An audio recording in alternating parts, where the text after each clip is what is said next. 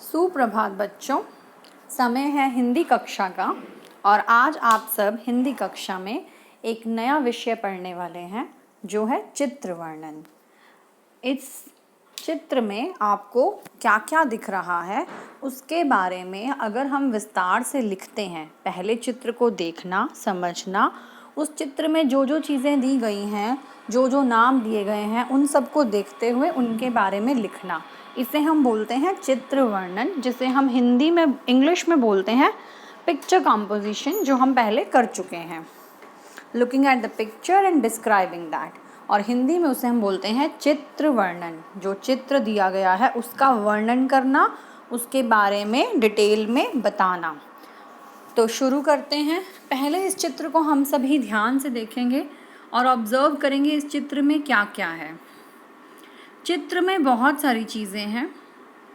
चित्र वर्णन करते वक्त अगर हम नोट कर लें कि हमने बड़ी बड़ी चीज़ों पर हम पहले ध्यान देते हैं, क्या बड़ी बड़ी और हमें इम्पॉर्टेंट चीज़ें दिख रही हैं, जैसे कि ब्राइट सा सन दिख रहा है, यहाँ पे कुछ क्लाउड्स दिख रहे हैं आसमान में, बर्ड्स दिख रहे हैं, बच्चे दिख रहे हैं और एक डॉग भी दिख रहा है और ग्रीन ग्रास दिख रही है और एक बेंच भी दिख रहा है।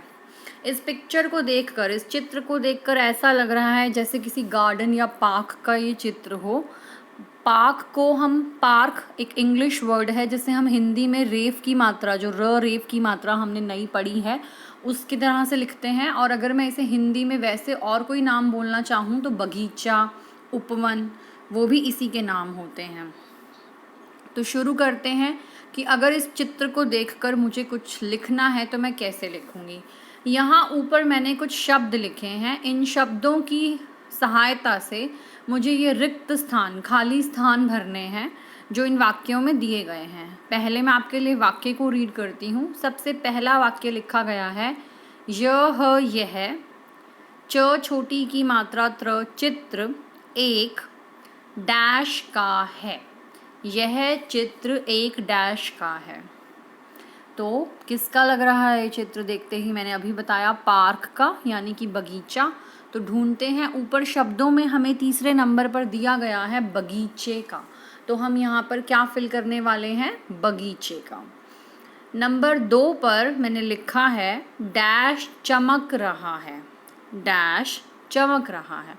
ऑप्शंस क्या हैं हमारे पास ऊपर हेल्प बॉक्स में? बच्चे, पक्षी, बगीचे तो हम यूज़ कर चुके हैं, सूरज, बेंच। बेंच चमक रहा है, ठीक नहीं होगा ना? तो क्या चमक रहा है? What is shining brightly there? Sun, तो उसे हम लिखेंगे सूरज। तो नंबर 2 पर हम लिखेंगे सूरज चमक रहा है। पिक्चर में भी दिख रहा है शाइनिंग हुआ ब्राइट सा सन। नंबर 3 पर जो सेंटेंस है उसे पढ़ते हैं अब।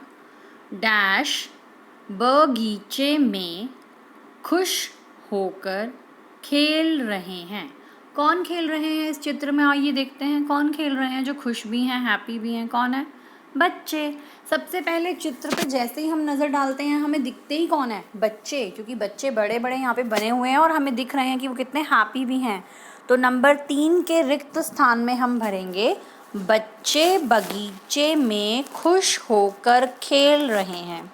स्टूडेंट्स, क्यों मैं स्ट्रेस दे रही हूँ एक एक वर्ड पर रीडिंग में? क्योंकि मैं आपको बार बार बोलती हूँ अपनी हर वीडियो में, reading is very very important. Reading plays a major role.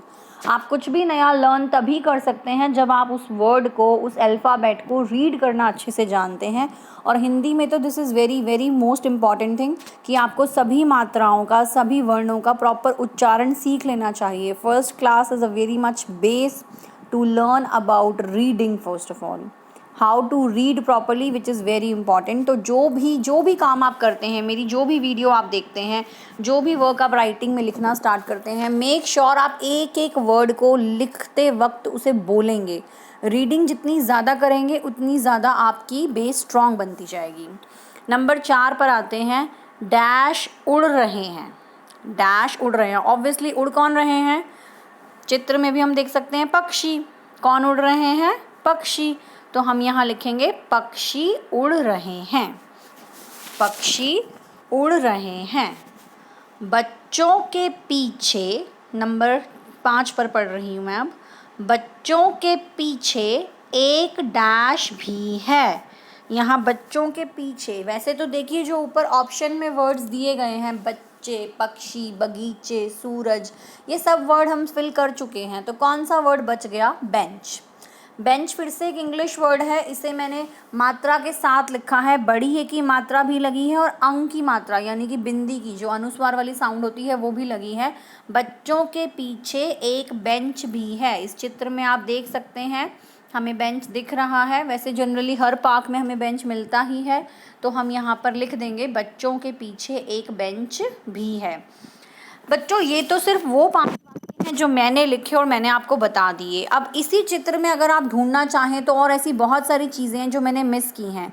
जैसे आपको ग्रास के पास और भी फूल भी दिख रहे हैं, छोटे छोटे पौधे भी दिख रहे हैं, क्लाउड्स भी दिख रहे हैं। मैंने डॉग के बारे में भी कोई बात नहीं की। मैंने जो बच्चों ने कपड़े पहने हुए हैं उनके कलर्स के बारे में भी कोई बात नहीं की। तो अगर हम चित्र को और ज़्यादा बताना चाहें तो अभी बहुत सारे वाक्य और भी बन सकते हैं। तो इसी चित्र को देखते हुए अब आपने अपनी तरफ से 5 वाक्य और भी लिखने हैं, अपनी तरफ से अपने माइंड से सोचकर कि और कौन से 5 वाक्य आप लिख सकते हैं। जैसे कि आप लिख सकते हैं बच्चे जो हैं वो पार्क में आकर खुश हैं, इस तरह से भी लाइन लिख सकते हैं। हरी हरी घास अच्छी लग रही है, पार्क में छोटे छोटे पौधे भी लगे हुए हैं। जो भी चाहें आप एक्स्ट्रा लाइंस जो मैंने नहीं यूज़ की हैं वो वाली लाइंस आपने लिखनी है। तो इस चित्र वर्णन को अब आप अपनी नोटबुक में भी लिख सकते हैं और फिर मुझे उसके पिक्चर्स सेंड कर सकते हैं।